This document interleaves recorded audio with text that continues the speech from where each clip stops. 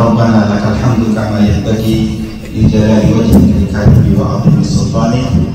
أشهد أن لا إله إلا الله وحده لا شريك له وأشهد أن محمدا عبده ورسوله لا نبي بعده. Yang sama-sama kita muliakan Al-Mukarram Kiai Haji Zulfa Mustafa, Wakil Ketua Umum Pengurus Besar Nahdlatul Ulama Indonesia, bersama Kadif Am Dewi Mukarram Kiai Haji Ahmad Said Asrari, bersama rombongan, fa ahlan wa sahlan wa marhaban bikutubikum fi hadza al-masjid al-mubarak. Yang kita muliakan Al-Ustaz Imam Syamsul Ali, Presiden Masjid Al-Hikmah Bapak Haji Muhammad Thaha Pajaja, beserta segenap pengurus Masjid Al-Hikmah, para orang tuaku, bapak-bapak dan ibu-ibu, hadirin dan hadirat yang semoga kita semua senantiasa dirahmati oleh Allah Subhanahu wa taala. Alhamdulillah, puji syukur senantiasa kita panjatkan kehadirat Allah Ar-Rahman Ar-Rahim, yang berkat izin dan petunjuknya kita semua dapat bersua bersilaturahim pada sore hari yang berbahagia ini dalam rangkaian pengajian bersama Wakil Ketua Umum PBNU Al-Mukarram Kiai Haji Zulfa Mustafa. Pak Kiai, sebenarnya ini sudah masuk musim summer ya, musim panas ya. Tapi Kiai Asrari tadi mengatakan ini kayaknya musim dingin ya. Mungkin cuacanya tambah sedikit dengan kehadiran antum di tengah-tengah kita di Masjid Al-Hikmah, di tengah jamaah Masjid Al-Hikmah New York ini. Saya teringat dengan sebuah syair minasyair al-Buhturi al-Khilaf al-Abbasiyah, ataka rabi'ut talqu yakhtalu dhahika minal husni hatta kada an yatakallama. Telah datang kepadamu musim semi yang berseri-seri dengan senyuman yang menghias menjadi sebuah keindahan yang membuatnya hampir berbicara. Kita mewakili perasaan hati bapak dan ibu yang tentu sangat bahagia dapat bersua, dapat bersilaturahim dengan Pak Kiai pada kesempatan yang berbahagia ini. Semua ini kita maknai sebagai karunia dan anugerah yang sangat besar dari sisi Allah Subhanahu wa taala kepada kita semua, mendapatkan kehormatan kunjungan dari pengurus besar Nahdlatul Ulama Indonesia. Mudah-mudahan ini adalah merupakan kunjungan yang membawa kebaikan dan keberkahan yang sangat besar dari sisi Allah Subhanahu wa taala kepada kita semua. Saya mengajak bagi kita semua, kita membuka pertemuan kita, pengajian ini dengan sama-sama membaca basmalah. Bismillahirrahmanirrahim. Selanjutnya sambutan atas nama jamaah dan pengurus Masjid Al-Hikmah New York, kami mohon kesediaan Al-Ustaz Imam Syamsul Ali. Ya, falyatafaddal mashkuran. Alhamdulillah, syukurillah, wassalatu wassalamu ala rasulillah wa ala alihi wa sahbihi wa mawala. Yang sama-sama kita hormati, kita muliakan Al-Mukarram Kiai Haji Zulfa Mustafa dan Ibu, Wakil Ketua Umum PBNU Tanfidiyah dalam hal ini, yang sama-sama kita hormati, kita muliakan guru kita Kiai Haji Ahmad Asrari dan Ibu juga, dan rombongan yang hadir pada sore hari ini. Sungguh sebuah kehormatan sekaligus kebahagiaan bagi kita semua, sebuah tradisi juga bagi kita di Masjid Al-Hikmah ini, bahwa setiap ada tamu-tamu yang datang dari negeri kita tercinta, kita harapkan bisa berkunjung ke silaturahmi dengan kita. Karena walaupun kita hidup dalam dunia yang serba terbuka secara informasi, dan tentunya berita-berita begitu sangat dekat dengan kita, tapi beda rasanya ketika kita mendengarkan langsung dari the first hand. Saya atas nama kita semua jamaah di sini, biasanya Pak Kiai yang menyambut itu presiden pengurus, tapi kali ini kita punya presiden ini bicaranya kurang tapi banyak kerja. Bicaranya kurang tapi kerjanya banyak. Jadi terkadang nggak mau bicara tapi insya Allah lihat masjid kita bersih, teratur insya Allah. Dan mudah-mudahan makmur terus. Kita selama jamaah menyampaikan ahlan wa sahlan wa marhaban bikum bi hudurikum. Mudah-mudahan kehadiran Pak Kiai dan keluarga dan rombongan PBN ini membawa keberkahan dan kebaikan kepada kita semua. Kita cinta Indonesia sebagaimana kita cinta dengan Islam. Dan ini salah satu hal yang Pak Kiai sampaikan bahwa ya itulah Indonesia kita. Loyalitas kepada bangsa dan agama itu nggak pernah terpisahkan. Dan ini adalah ciri khas daripada diaspora Indonesia di luar negeri. Bahkan saya tahu ada orang di sini datang sebelum merdeka Indonesia. Cintanya kepada Indonesia tidak pernah hilang dan masih merasa saya dengan Indonesia, saya orang Indonesia. Nah itulah atraksi keterkaitan daya tarik yang dimiliki oleh Indonesia. Masyarakat Indonesia, Pak Kiai, di Amerika ini tidak terlalu banyak kalau dibandingkan dengan masyarakat lain. Kalau di kota New York ini mungkin ada sekitar 3.000 barangkali atau 6.000 mungkin New Jersey Muslim dan non Muslim sekaligus. Tapi ukurannya biasanya kalau kita Idul Fitri ada sekitar 2.000-an lah barangkali yang datang. Itulah ukurannya Muslim Indonesia di New York dan sekitarnya. Dibandingkan dengan Bangladesh yang sampai hampir 100.000 di kota New York ini. Jadi kita sangat kecil, tapi insya Allah kita punya niat yang baik dan tetap bertekad untuk selalu menampilkan bahwa Indonesia itu adalah Muslim country. Indonesia adalah negara Muslim terbesar dunia, sehingga kita harus berani tampil ke depan untuk menyampaikan bahwa kita tidak kurang-kurang kok dari siapapun. Ada 5 masjid kita yang dimiliki oleh warga Indonesia di Amerika. Pertama adalah ini.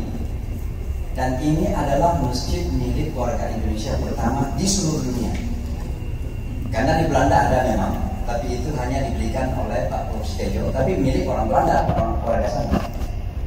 Di Bosnia ada, dibeli oleh Pak Harto, tapi itu juga dikelola oleh orang Bosnia. Tapi yang pertama kali dibeli, dimiliki, dikelola adalah Masjid Al-Hikmah. Diresmikan pada tanggal 17 Agustus 1995 oleh Pak Tarmizi Tahir. Yang kedua kemudian Philadelphia Masjid Al-Falah yang Pak Kiai sudah berkunjung. Dedikasi teman-teman kita di sana walaupun bekerja kasar banyak ya, tapi masih mampu beli apartemen menjadikan masjid kecil, tapi itu menjadi kebanggaan kita semua. Yang ketiga kemudian Washington DC namanya Imam Center. Atas bantuan PSB ada satu gereja besar dibeli, sekarang sudah menjadi masjid. Kemudian keempat Masjid Istiqlal di Houston. Juga cukup besar dari gereja juga. Dan yang terakhir ini baru beberapa bulan lalu diresmikan dari gereja yang cukup besar di LA, namanya Masjid Al-Tahir. Dulu gereja.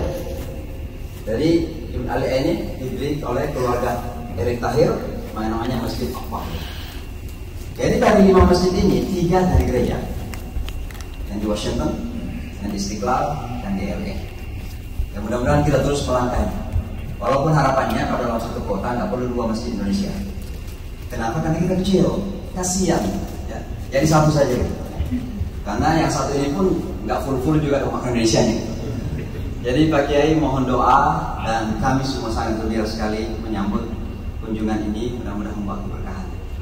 Dan insya Allah NU bersama dengan seluruh anasir, seluruh elemen anak-anak bangsa kita akan tetap insya Allah memperjuangkan kemajuan, kesuksesan Islam dan bangsa kita dan negara Indonesia.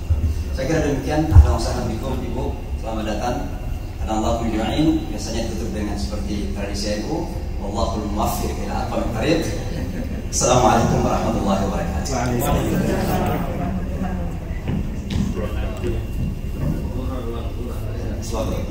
Terima kasih Imam Syamsari. Yuqal al-ilmu nurun wal jahlu dhalam. Ilmu adalah cahaya dan kejahilan itu adalah kegelapan. Jamaah Masjid Al-Hikmah Indonesian Community merindukan cahaya yang insya Allah langsung akan disampaikan oleh pengurus besar Nahdlatul Ulama Indonesia, oleh Wakil Ketua Umum PBNU yang merupakan titisan dari Al-Alim Al-Allama Kiai An-Nawawi Al-Bantani. kepada yang mukarram al-muhtaram Kiai Haji Zulfan Mustafa Iyahu falyatafaddal masykuran majur.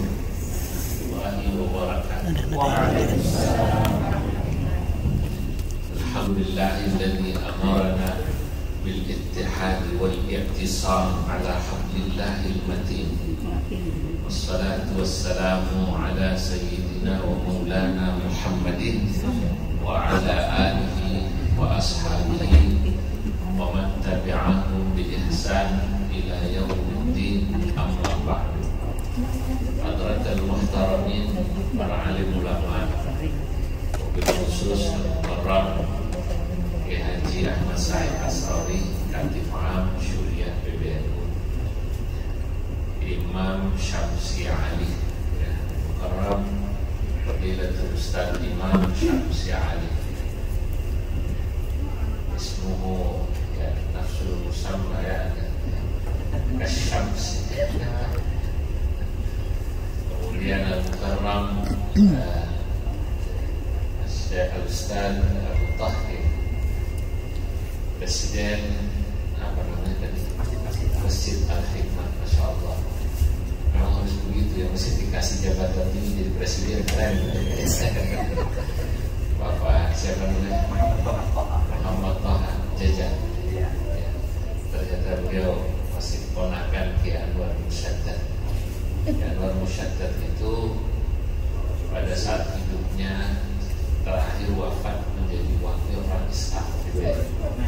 Rais A itu pemimpin tertinggi, lalu itu wakil.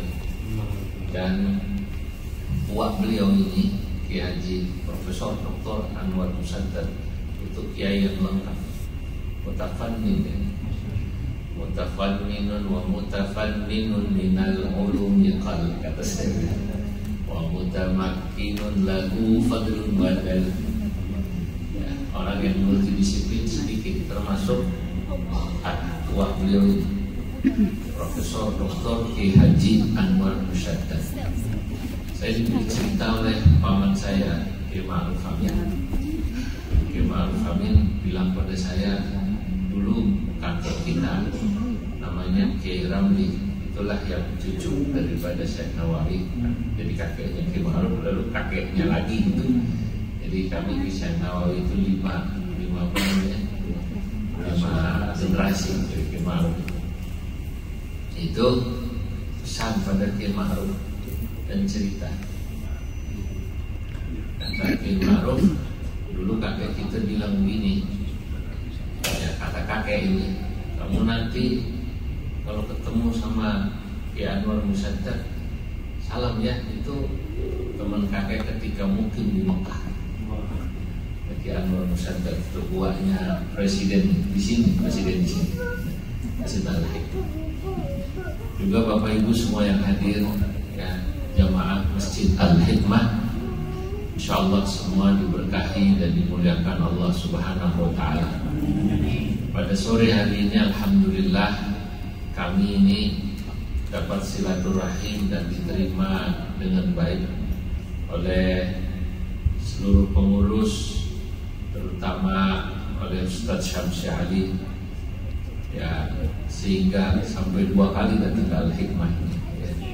Sampai 2 kali datang. Kemarin hari Jumat saya ditodong, tiba-tiba kaget juga, saya tidak tahu dalam jadwal diminta khutbah.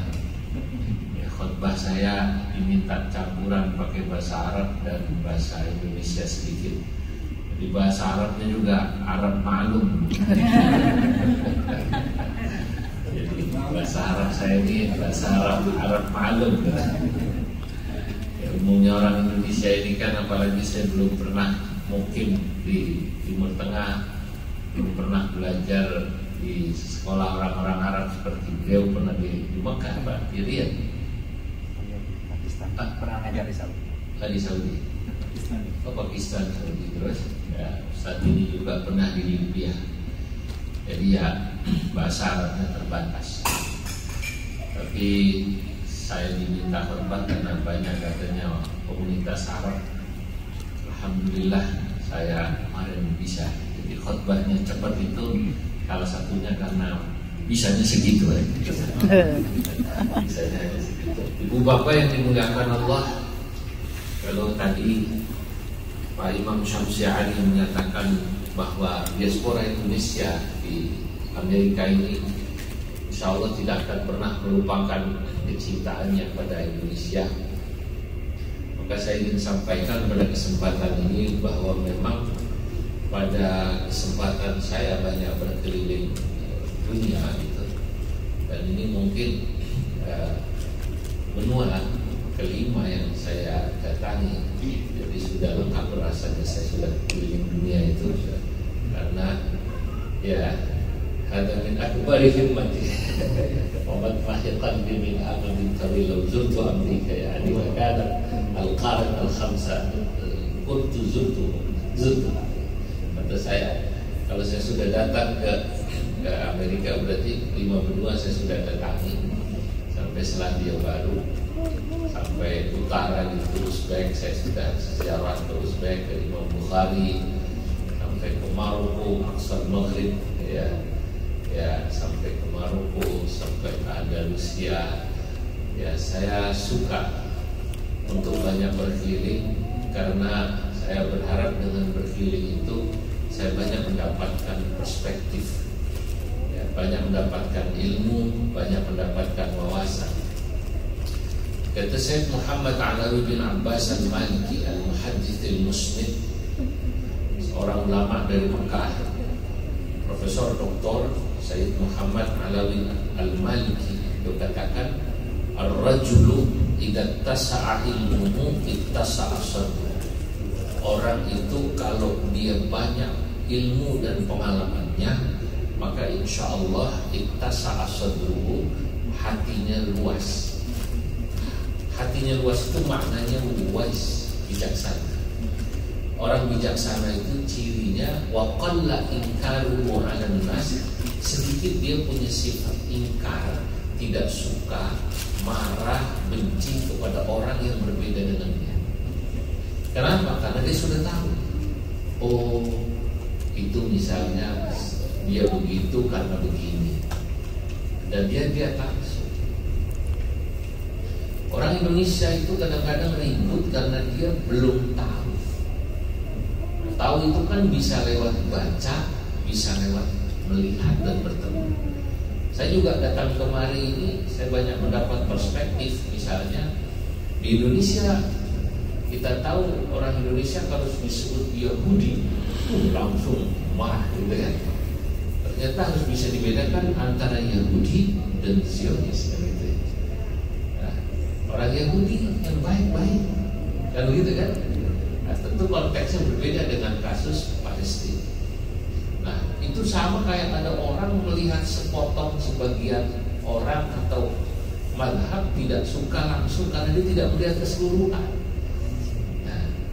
Padahal kalau dia lihat mungkin akan beda. Bapak Ibu, saya sering sampaikan, kalau kita melihat secara utuh, maka di mana entitas, di mana jamaah dan kelompok, pasti ada orang baiknya, pasti ada orang buruk. Tapi kan orang akan melihat secara umum. Misalnya, kalau kita ke Jawa Timur, Jawa Tengah, Jawa Timur, Jawa Barat, khususnya Jawa Timur. Jawa Timur itu terkenal sebagai basis NU. Saking kuatnya NU di Jawa Timur, itu nggak ada orang Muhammadiyah, Pak Imam Syamsi Ali berani nyalon gubernur, bupati, wali kota, bahkan kepala desa, pasti kalah. Karena di sana mayoritas NU. Bahkan di terminal Bungurasi, saking kuatnya NU, copetnya aja NU. Saking kuatnya NU. Nah, mungkin kalau kita ke Padang, sama di Padang mayoritas Muhammadiyah. Jangan-jangan malingnya juga ya Muhammadiyah kan begitu. Tapi kan kita harus melihat secara umum. Secara umum, orang NU baik, orang Muhammadiyah baik. Perbedaannya sedikit saja, karena saya tulis tadi, saya datang kemari memberi hadiah 2 kitab saya dan 1 kitab yang dicetak khusus oleh PBNU untuk Masjid Al-Hikmah. Ya, ada yang untuk dibawa ke sini. Di situ nanti ditulis tentang seri karya agung ulama Nusantara dari abad ke-17 sampai abad ke-20. Itu jilid pertama. Kita akan cetak lagi dari zaman Syekh Abdul Rauf As-Singkili sampai Ki Hasyim Asy'ari. Ya, itu salah satu proyek saya karena saya yang manahi di periode ini oleh beliau ini sebagai wakil ketua umum bidang keagamaan dan kelembagaan. Salah satunya tadi kami itu ya menjaga turas, salah satunya turas ulama kita harus dijaga, tapi juga kita terus mau mengambil yang baru-baru. Kita melakukan sesuatu dan mengikuti perkembangan zaman baru juga, tidak selalu menjaga turas. Nah, ini saya bawa khusus. Salah satu tadi sudah dibaca oleh Ustaz Imam Syamsi Ali. Saya katakan Muhammadiyatun bidahlan antashar wa nahdhatun bihasyimin qad istahar. Di antara muridnya kakek saya namanya Syekh Nawawi di Mekah, ketika di Mekah adalah dua pimpinan ormas terbesar di Indonesia. yakni yang pertama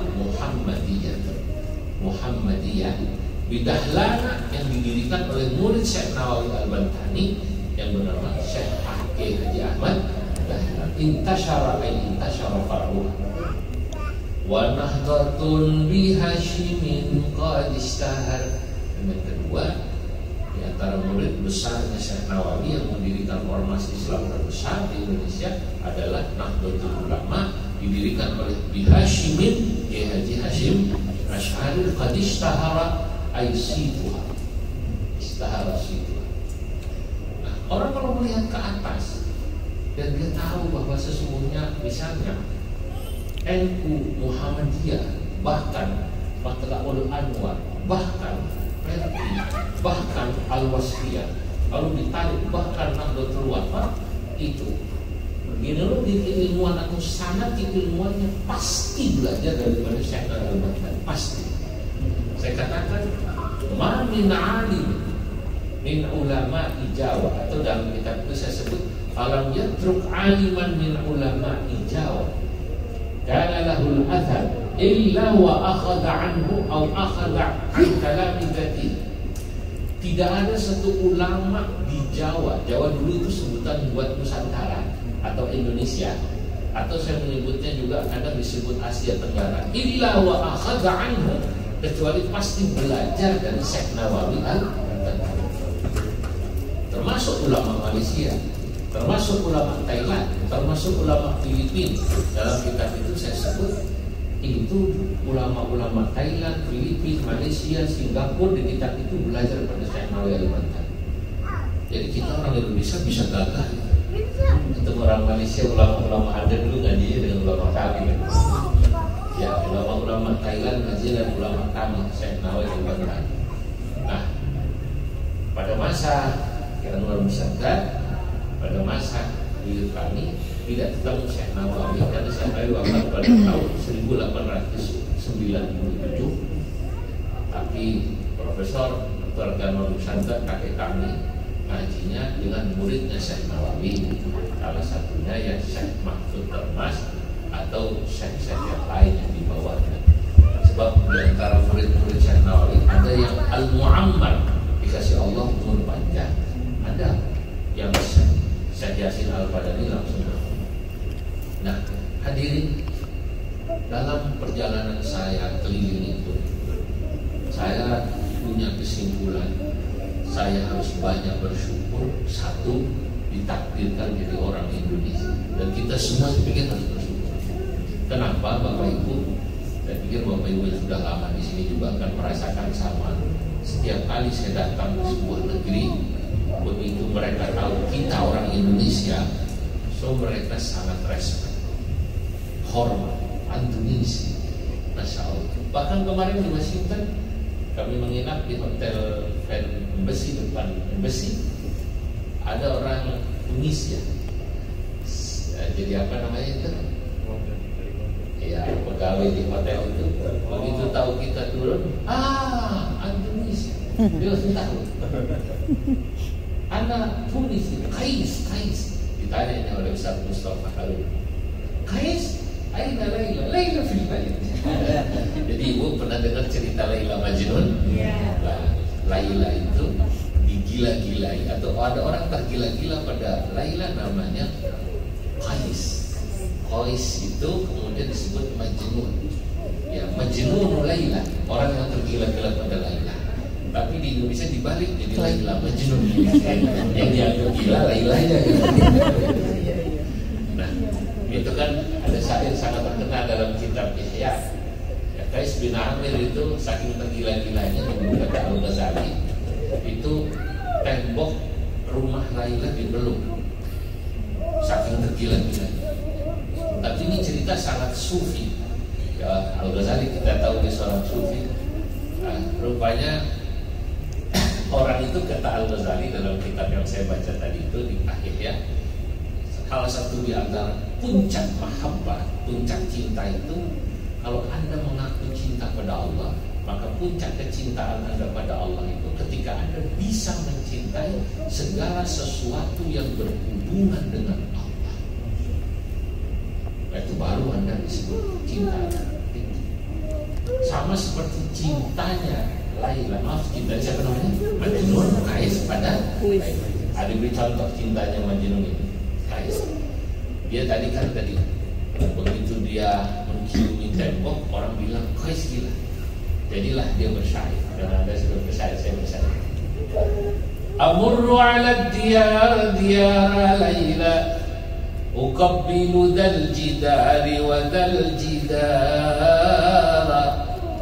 wa ma hubbud diyari syaghafna qalbi, walakin hubbu man sakanat diyar. Amurru ala diyar, aku melewati rumah-rumah. Diyar Laila, rumah di mana Laila, wanita yang aku cintai, tinggal.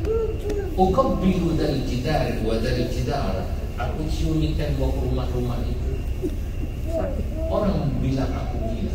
Wa ma hubbud diyari syaghafna qalbi, wahai orang yang bilang aku gila, coba kalian pahami.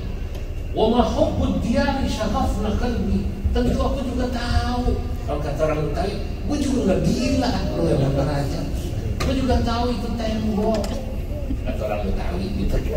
Saya juga tahu kalau itu tembok. Saya juga tahu kalau itu rumah. Kenapa aku peluk rumah itu?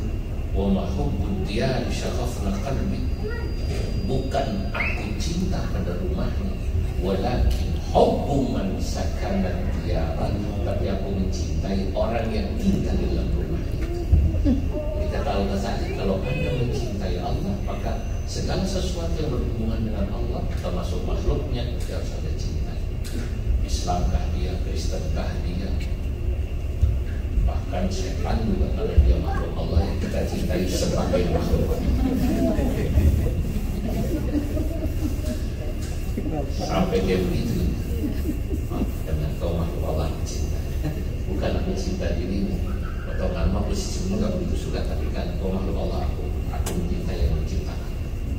Karena Allah ketika menciptakan sesuatu pasti untuk kebaikan. Alladzi ahsana kulla syai' wa bada'a khalqal insan.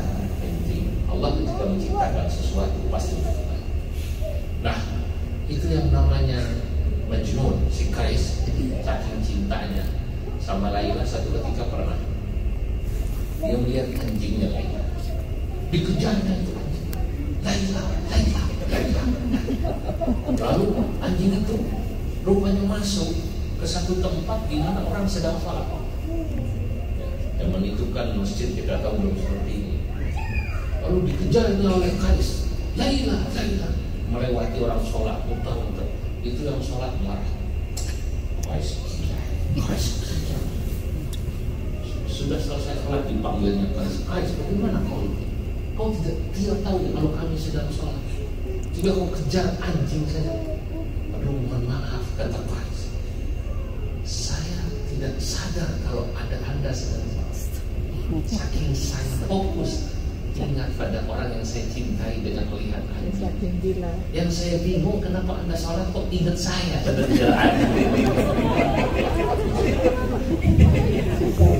Jadi lebih cinta Faiz dari Allah. Jadi ini yang sholat jadi tidak khusus, ini sangat khusus. Itu sebenarnya sindiran-sindiran. Bagaimana kita ini, masya Allah, seperti itu. Nah, saya mau pelajari semacam ini, lalu melihat dia makhluk semua cinta Allah.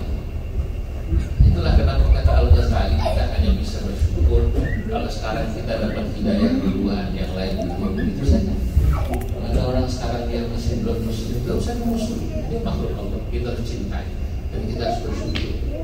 Karena boleh jadi suatu saat kita dapat hidayah. Dan itulah, masya Allah.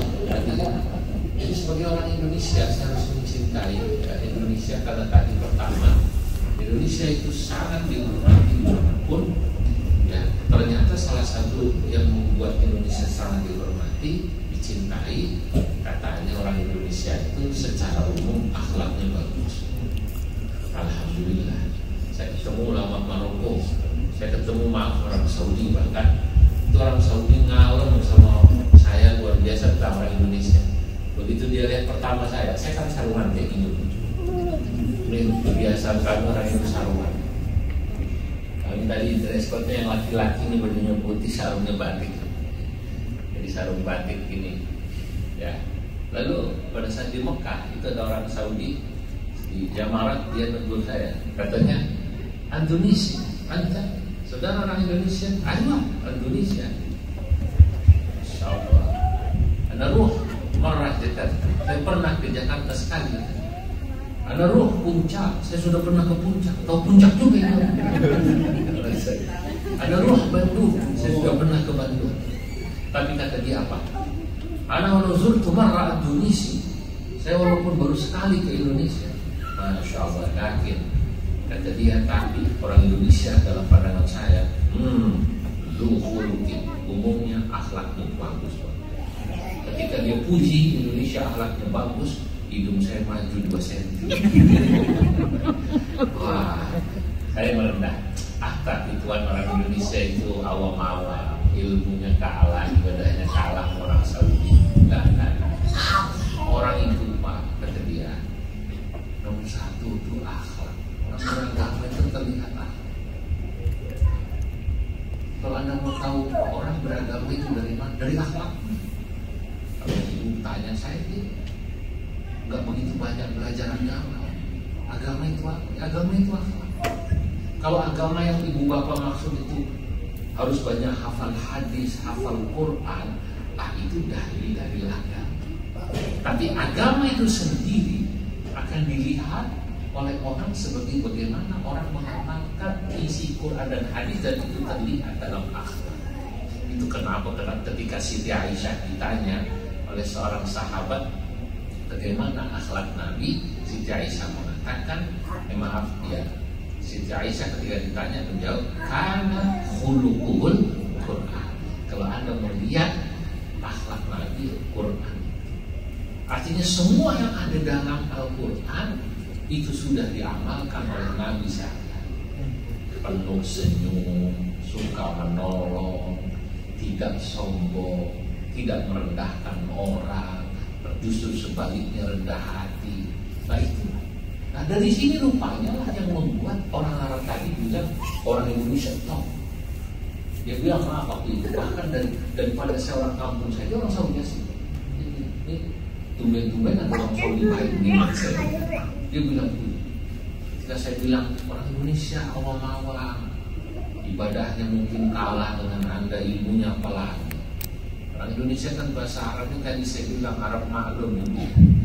Arabnya ya salah paham. Ada orang Indonesia keluar dari masjid, Ustaz, begitu keluar masjid ditawarin kudungan, ditawarin peci sorban sama orang Arab. Haji, hajjah, khamsa riyal. Dia lihat 5. Dia mau tawar 2 riyal, bingung. Apa bahasa Arabnya 2 riyal? Untung ingat sholat subuh. Wan rakaat ini. Rakaat ini. Yang dalam salat rakaat fardhu lillahi ta'ala. Bahasa Arabnya salah paham. Yang ngomong sebenarnya salah, untuknya dagang paham. Yang beri langsung jawab mustaqbilal qiblah. Jadi dia puji orang Indonesia ternyata dari akhlak. Karena ya akhlak itu sesungguhnya menunjukkan kualitas agama seseorang. Maka Bapak Ibu sekali lagi, karena kita ini orang Indonesia ternyata banyak dipuji orang. Apalagi Bapak Ibu yang sudah di Amerika ini duta-duta Indonesia di Amerika, duta-duta Indonesia, sehingga orang tahu Indonesia akhlaknya bagus. Nah, yang kedua, saya merasa bersyukur ya, selain ya, merasa bangga jadi orang Indonesia. Kedua, saya bersyukur dalam hidup ini dan ditakdirkan yang menjadi orang yang mengenal Islam dari guru-guru, dari kiai-kiai, dari ustaz-ustaz, dari syekh-syekh yang mengajarkan Islam. Ahlus Sunnah wal Jamaah. Ahlus Sunnah wal Jamaah itu ya yang sering kita sebut dengan singkatan Aswaja atau Sunni. Ini adalah As-Sawadul A'zam, adalah mayoritas di seluruh dunia. Saya sudah keliling dunia. Kesimpulan saya, ya Ahlus Sunnah wal Jamaah yang diajarkan pada kita ini sudah benar. Di seluruh dunia. Hanya mungkin kita ada sedikit perbedaan-perbedaan yang tidak prinsipil. Ya, kalau tauhidnya insya Allah sama. Perbedaannya paling kalau orang Indonesia madhabnya Syafi'i. Kalau tahiyat dia bukan begitu. Kalau nanti ke Maroko atau Saudi itu kalau tahiyat goyang. Ya, madhab Syafi'i di Indonesia kunut. Nah, nanti ada yang tidak kunut. Tidak masalah, itu tidak prinsip. Saya sebut dalam syair yang belum saya masukkan di kitab itu, wahdar minat tashdidi fil khilafi wal khulfu rahmatun takun dha khawfi. Wahdar minat tashdidi fil khilaf, jauhilah olehmu berlaku kasar, tashdid, galak, fil khilafi, ketika ada perbedaan pendapat. Wal khulfu rahmatun, karena perbedaan itu adalah rahmat. Takun adalah khawfi, jadilah kau yang memiliki sifat takut kepada Allah. Orang ulama besar bernama Imam Asy-Syaukani dalam kitab Irsyadul Fuhul, ini kitab usul fikih babon yang sangat terkenal. Beliau pernah mengatakan, kenapa ada perbedaan pendapat mazhab Hanafi, Maliki, Syafi'i, Hambali? Ya karena untuk memberikan kemudahan pilihan. Fa in qila lima lam yaj'alillahu fi syari'ati adillatan qati'ah bal ja'ala muqamaha dhanniyah. Kalau ada orang bertanya, kenapa sih ada perbedaan mazhab Hanafi, Maliki, Syafi'i, Hambali, mazhab 4 kan? Kenapa nggak dibikin satu aja? Dipikir kalau satu itu enak, gitu kan? Oh, tidak. Kenapa dalilnya tidak dibikin qat'i semua? Seperti qat'inya sholat 5 waktu dan rakaatnya. Ternyata saya baru tahu juga di sini sholat subuh 2 rakaat ya di sini. Nah itu kan qat'i, karena dalilnya qat'i kan, nggak ada perbedaan. Yang beda mungkin qunut tidak qunut. Dulu orang-orang itu karena alim itu tidak ada ribut qunut tidak qunut karena sama-sama tahu dalil. Sekarang memang ada juga yang muda-muda tidak meributkan qunut, bukan karena tahu dalil, karena sudah sama-sama nggak ke masjid sholat subuh. Nah, saudara-saudara, ternyata jawabannya kata Imam Asy-Syaukani, wal ja'ala muqamaha dhanniyah, tapi Allah Subhanahu wa taala justru menjadikan dalil-dalil itu dhanni, sehingga ada perbedaan pendapat atau mazhab ini ternyata hadirin tujuannya ya dzalika tawsyi'un lil mukallafin, ini untuk memberikan luasan ya bagi umat Islam. Banyak pilihan, termasuk ketika nanti ada NU, Muhammadiyah, Persis di Indonesia, betul kan? Karena saya katakan dulu ini Indonesia sangat besar, tidak bisa dakwah Islam diselesaikan oleh NU sendiri, oleh Muhammadiyah sendiri, oleh Persis sendiri, oleh Al-Khairat sendiri, oleh SI dan lain-lain, Persis sendiri. Ya semuanya ternyata memang harus dilaksanakan oleh banyak orang. Jadi kita melihat semacam itu, dan ketika Allah mentakdirkan seperti tadi, ada Hanafi banyak di Cina. Saya sudah ke Cina, saya sudah ke Jepang, saya sudah ke Korea, saya sudah ke Uzbek, apalagi Turki, Bosnia, semua madhab Hanafi. India, Pakistan, dia lama di Pakistan madhabnya Hanafi, kan begitu ya. Ya, saya ketika di Pakistan oleh mufti Pakistan dicandai rumah Pak Imam. Kata beliau, mohon maaf hari ini tidak ada nasi, kita makannya roti. Maaf masjid. Saya bilang langsung dalam syair, Baitul Waqisi ila sirjinu awqadahu Abu Hanifah tahdir kulla khuzatihi. Baitul Waqis itu tungku.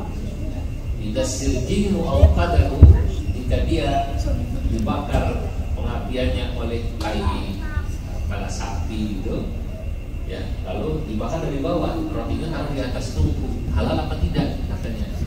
Kata saya katakan, ya, Abu Hanifah tahir kulla khubzatihi. Imam Abu Hanifah mengatakan rotinya walaupun perapiannya pakai apa tadi? Tai sapi yang gurih. Kan tidak kena lagi. Wah, lalu ulama-ulama Pakistan gembira ketawa tuh. Anda ini kok katanya dikit-dikit bisa ini. Baik, hadirin, ini dua hal ini kebanggaan kami, ya, dan semoga kita juga bersama bersyukur. Satu ini orang Indonesia, kedua menjadi Muslim Sunnah wal Jamaah. Tentunya sebagai orang NU saya harus juga mempromot NU ya, di seluruh dunia, ya. Tapi saya selalu menjaga hubungan baik dan tak pernah, insya Allah bapak-bapak yang kemudian kemana-mana saya tidak akan pernah menjelek-jelekan ormas yang baik. Kenapa? Karena tadi saya katakan Indonesia sangat besar, dunia sangat besar, dakwah Islam harus dilakukan oleh semua, oleh NU, Muhammadiyah, Persis, bahkan oleh mazhab Syafi'i, Hanafi, Maliki, Hambali di semua. Karena sudah mau maghrib, nanti ada pemberian apa kita oleh Katibah dan nanti beliau baca doa. Terima kasih, sekian dari saya. Allahumma muwaffiq ila aqwamit thoriq. Assalamualaikum warahmatullahi wabarakatuh. Waalaikumsalam warahmatullahi wabarakatuh. Waalaikumsalam. Alhamdulillahilladzi ni'matihi tatimmu shalihat. Wassalatu wassalamu ala sayyidina wa habibina wa qudwatina wa qurrati a'yunina Muhammad bin Abdillah alladzi ja'ana bil hidayah wa rahmah wa ala alihi wa sahbihi wa man tabi'a hudah wa la hawla wa la quwwata illa billah. Amma ba'du. Hadirin masyayikh, para alim, kiai, utamanya Kiai Ustaz Kiai Haji Samsul Alim, Al-Karam Kiai Haji Sultan Mustafa, yang kami muliakan Masjid Al-Hikmah, Bapak Haji Muhammad Toha, Al-Karam Bapak Haji Mubahir, para bapak semua yang kami muliakan, ibu-ibu, hadirin hadirat rahimahullah. Alhamdulillahirabbil alamin, kami bersama rombongan sahabat bersyukur dalam hari ini kami bisa bersilaturahim kepada bapak semua. Mana si Bangka? Bisa sama-sama sholat jamaah di masjid Al-Hikmah ini. Semoga dengan silaturahim kita Allah tambahkan umur panjang kepada kita semua, diberi rezeki yang cukup, rezeki yang berkah, rezeki yang bermanfaat. Yang tapi Salawat salam mana? untuk kita Nabi Muhammad sallallahu alaihi wasallam. Semoga kita semua selalu dirombongkan, dibersamakan dengan Nabi Muhammad sallallahu alaihi wasallam. Bapak Ibu yang kami muliakan, kami tidak lama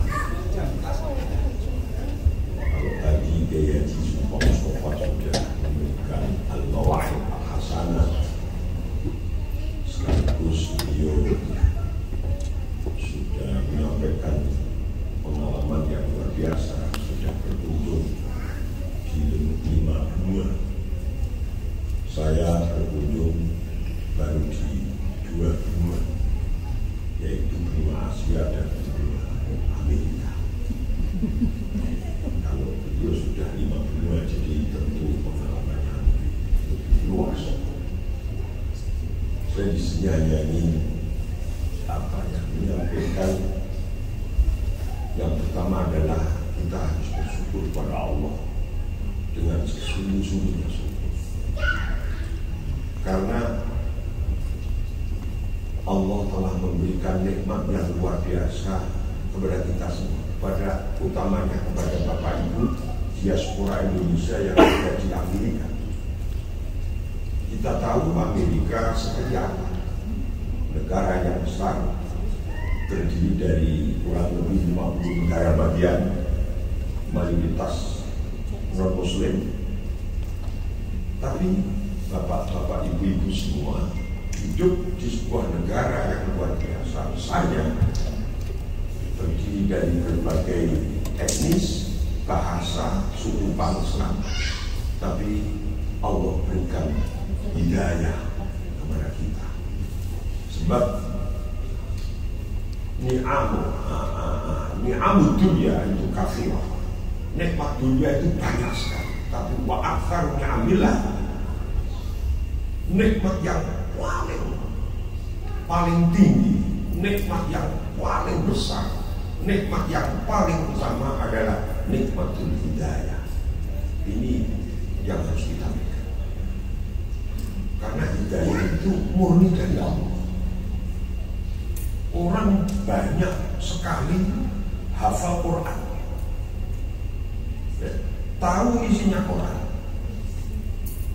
Banyak orang hafal sekian ribu hadis, tapi kalau Allah tidak berikan hidayah, dia tidak akan mengikrarkan, tidak akan mengakui 2 kalimat syahadat. Dia tidak akan menjalankan apa yang dia ketahui. Sehingga hidayah ini kenikmatan yang luar biasa. Nah, salah satu ciri-ciri orang mendapat hidayah itu di dalam Al-Quran, Allah berfirman, "May yuridillahu an yahdiyahu yashrah sadrahu lil Islam." Salah satu orang mendapatkan hidayah itu salah satunya adalah Allah akan yashrah sadrahu. Yashrah itu menjembarkan, meluaskan hatinya menerima Islam. Dalam perjalanan kami dari Washington DC, kemudian menuju Philadelphia dan Houston, kami kemarin mampir di salah satu makbar Syekh bahwa Mu'ayyad. Di situ sepi, tidak ada orang sama sekali. Kami diantar oleh Bapak Haji dari KBRI dengan sopir. Ternyata di situ ada seorang perempuan yang sudah tua, sendirian. Kemudian kita berdialog, dia menangis yang luar biasa. Ternyata dia muslimah, dia orang asli dari Ukraina, agamanya Yahudi Ortodok. Dia menemukan Islam atau dia merasa dimasuki Islam sampai menangis. Dan dia sudah melaksanakan ibadah haji.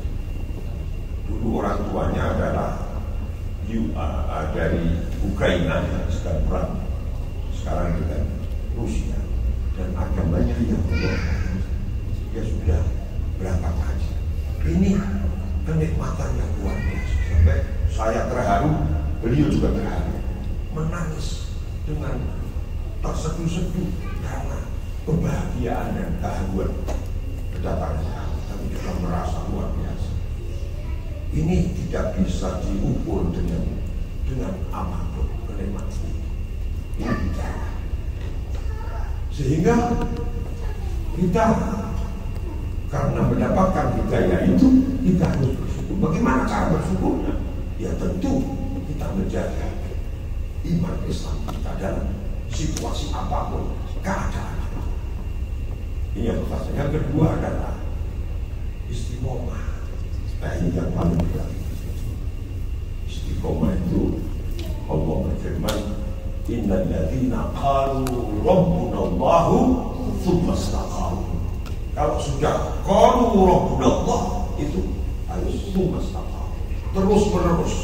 Istiqomah itu al-mudawamah. Kalau sudah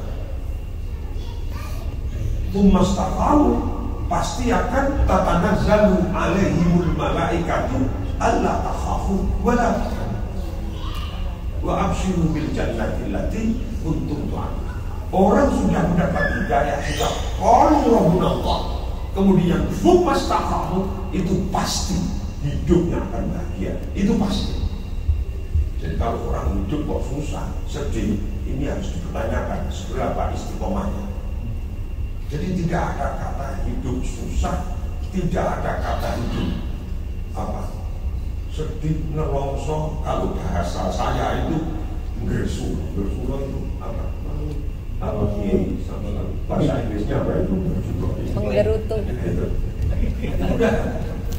Karena hidup ini harus bahagia. Orang Islam, orang mukmin dimanapun dia berada, dalam situasi apapun, tidak boleh bersedih, tidak boleh bersuara, tidak boleh, harus selalu bahagia.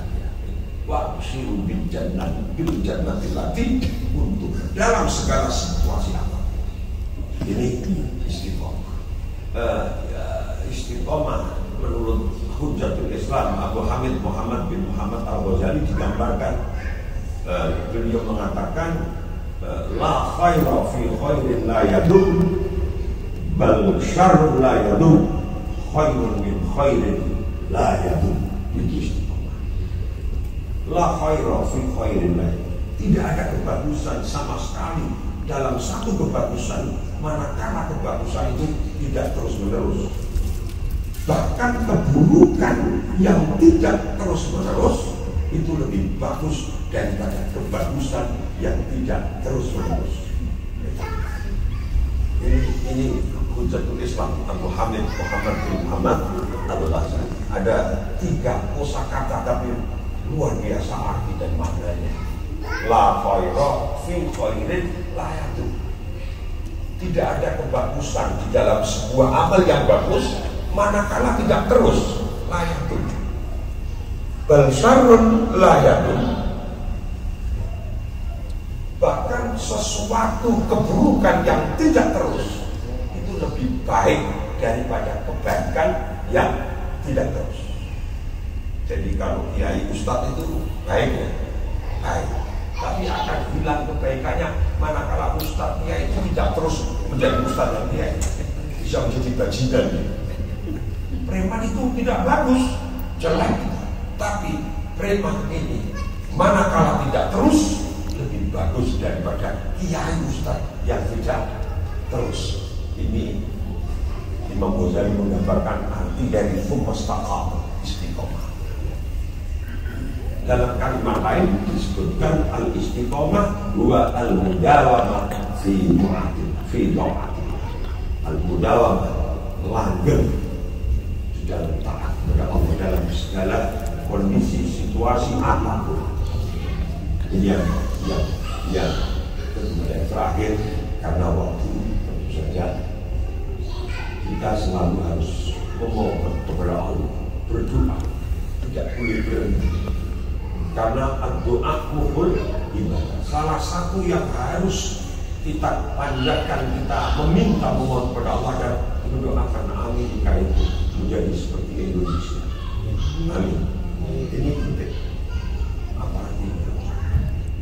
Amerika dengan penduduknya sekian ratus juta, terdiri dari berbagai suku bangsa, berbagai agama. Di sini ada Nasrani besar, Yahudi kuat, Islam mulai beranjak naik.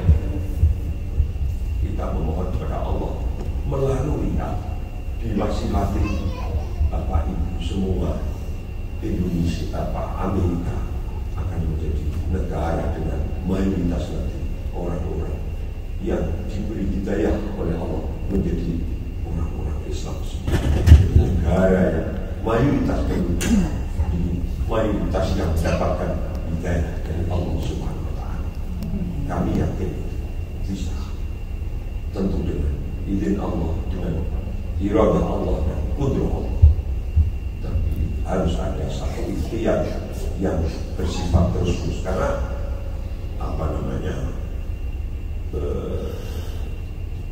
di dalam ayat yang kami sampaikan tadi, Allah berfirman itu memakai fi'il mudhari, bukan fi'il madhi. Fi'il madhi itu fi'il bentuk lama.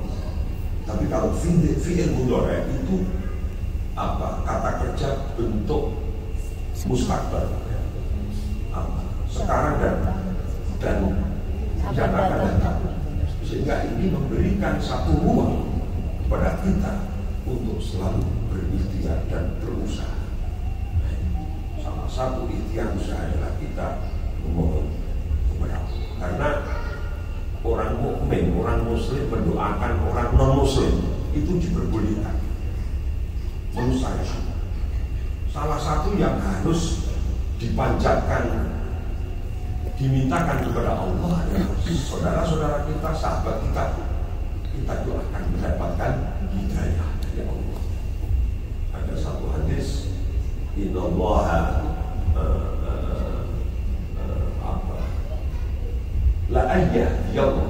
la ayyadallahu bika rajulan wahidan khairun min hummin. Ini adalah Amerika menjadi objek, menjadi maf'ul bih, menjadi tempat untuk menyebarkan kebaikan, menyebarkan Islam dengan penuh rahmah, penuh cinta dan kasih sayang. Amin Allahumma amin. Dan yang terakhir, kita selalu memohon agar kesempurnaan nikmat di dunia ini dikaruniakan kepada kita semua. Apa kesempurnaan itu? Adalah kematian. Ya. Tamamu ni'amillah itu al-maut. Saya sampaikan di mana-mana. Tamamu ni'amillahi al-maut. Kesempurnaan nikmatnya Allah itu al-maut, mati. Kematian adalah kenikmatan yang puncak. Tentu al-mautu bil imani wal Islam.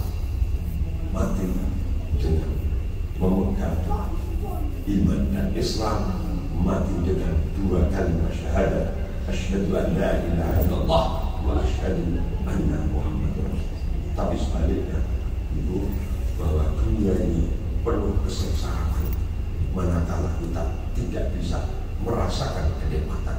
Hidup ini sengsara dan sengsara, hidup ini nestapa dan nestapa, hidup ini susah dan susah, hidup ini rekoso. Apa rekoso? Sengsara, susah, payah. Kalau tidak bisa menikmati kenikmatan Allah. Nah, puncak kesusahan, puncak kepayahan adalah kematian. Watamamu adabillah fi dunya itu al-maut. Kesempurnaan azabnya Allah di dunia adalah mati, al-maut. Manakala al-mautu biwalil iman wal Islam.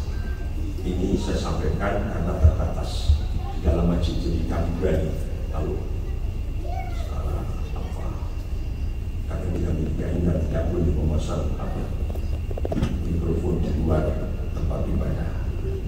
Kami berani matur karena kita saudara semua sudah mendapatkan kenikmatan itu dari Allah yang harus kita pertahankan harta. Namun sampai kita ini dijatuh pulanglah kembali kepada Allah Subhanahu wa Ta'ala. Sebab kullu nafsin dha'iqatul maut wa innama tuwaffawna ujurakum yaumal qiyamah. Faman zuhziha 'anil nari wa udkhilal jannata faqad faz wa man hayatud dunya illa mata'ul ghurur. Indonesia dan Amerika hakikatnya sama-sama bumi Allah sama. Jagat ini, bumi ini sama, buminya Allah. Di mana kita berpijak, di situ kita ada di dalam bumi Allah. Dan di mana kita berbicara, kita harus berupaya terus untuk mendekatkan diri kepada Allah. Ittaqillah haitsu ma kunta fattabi'is sayyi'atal hasanata tamhuha wa khaliqin nas bi khuluqin hasan. Maka kita berharap dari Indonesia yang tadi sudah diaturkan oleh Ustaz kita Bapak Kiai Samsul Ali, diaspora Indonesia di Amerika. Semoga ini selalu bisa khaliqin nas bi khuluqin hasan, tidak melihat agama, etnis, golongan, warna kulit. Sepanjang kita bisa bergaul dengan khuluqin hasan, kita berupaya ke sana. Insya Allah Allah akan selalu memberikan pertolongan kepada kita semua. Ya hadinya walikulli niyatin salihah. Al-Fatihah.